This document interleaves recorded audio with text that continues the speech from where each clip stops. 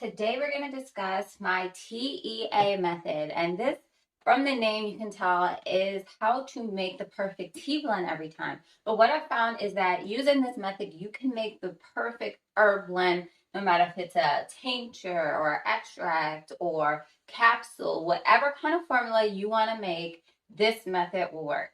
So I actually came up with this method really when I was trying to find ways in which to teach how to formulate herbs. That usually is something that's really hard for people to understand, and they have lots of questions, which makes sense. So this method breaks down what you need for not only just a beverage blend, and then for a medicinal tea blend. So beverage blends are usually just for taste, for enjoyment, just for pleasure. Casual tea drinkers will usually just have a beverage blend. You know, the teas that we see that are very common in stores, those are usually our beverage blends. And then our medicinal tea blends is more specialized and more focused and geared towards a certain element that someone may be having at the time. So let's break down the elements. So we have the TEA, and we actually have 3 teas. And so the 3 teas, if you just do just the 3 teas, that is going to be for your beverage blend.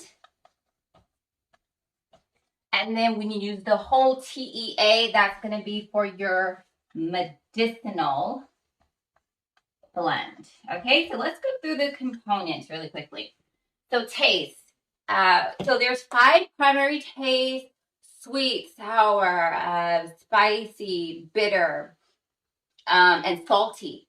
And so we just want to have a complexity of different flavors. We don't just want one note. We don't just want a tea that has sweetness or just have a tea with one flavor. We want to add different elements and layers to make the tea more complex and for it to be more enjoyable for people. You don't want someone to just taste it and they can figure out everything is in it. You want them to take multiple sips to try to figure out what's in it and have some unexpected choices as well. So taste is really important. Most people will not take something if it doesn't taste well.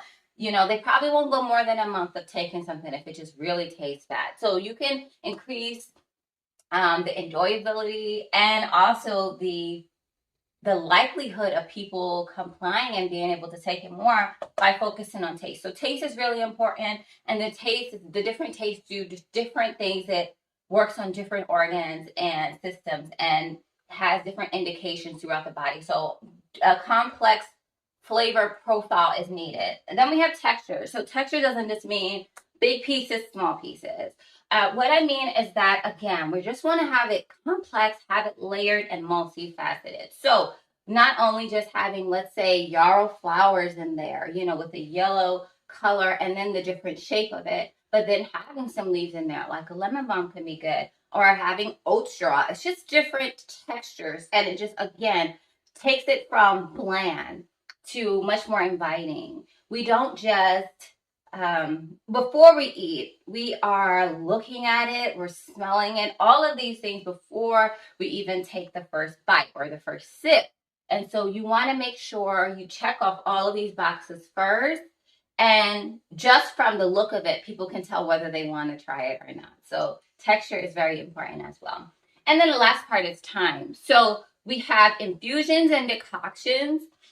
And the time is really the difference. So when you're making a formula, you want to have like with like, right? So you have to think about how long is this going to steep? And you're going to put things in the blend that are going to be able to be, they're going to be optimal in a 10-minute steep time or so.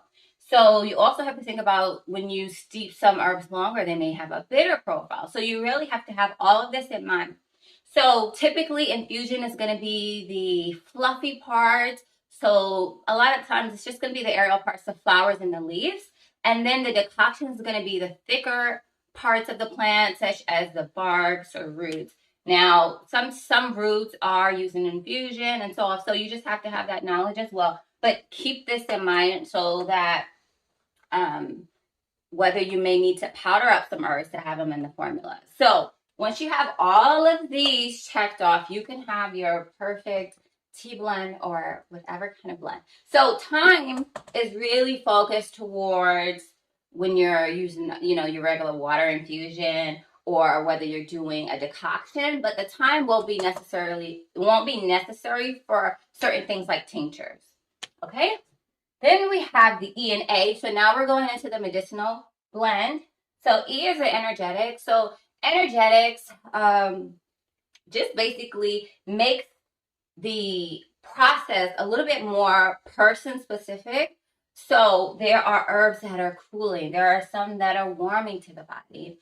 There are some that are moistening to the body. There are some that are drying to the body. And then we also have some that are toning or strengthening to the body and some that are relaxing. So then just from, I guess, a long list of herbs, and you can say, oh, I just need a blank herb. Now you're breaking it down even more and you're getting really specific. So you don't treat all colds the same, right?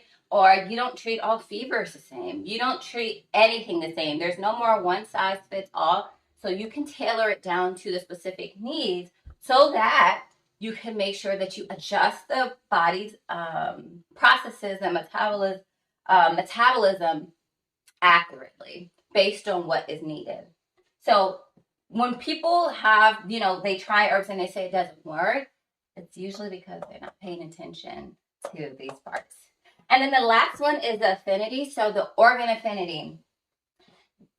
Each herb has its go-to places in the body, where once you take the tea, you can already feel it going to the parts of the body that's needing and just shifting things around. So most herbs herbs tend to have more than one place, but there's some that they are really known. Like there's top herbs that we say for the liver. There's top herbs for the kidney. And so you want to make sure if you are trying to address something that's going on with the liver, there's, the top herbs that you will normally see in liver formulas. And so that's when you're able to look at anyone's formula and you can tell what it's for just by looking at the herbs. And you don't need to, read a title or anything like that. When you're paying attention to these things, it really makes things make sense. So this whole method, the taste, the texture, the time, the herbal energetics, and the organ affinity is what will help you make your perfect medicinal or beverage blend every time. So I hope this video was helpful for you. Let me know what you think about my method.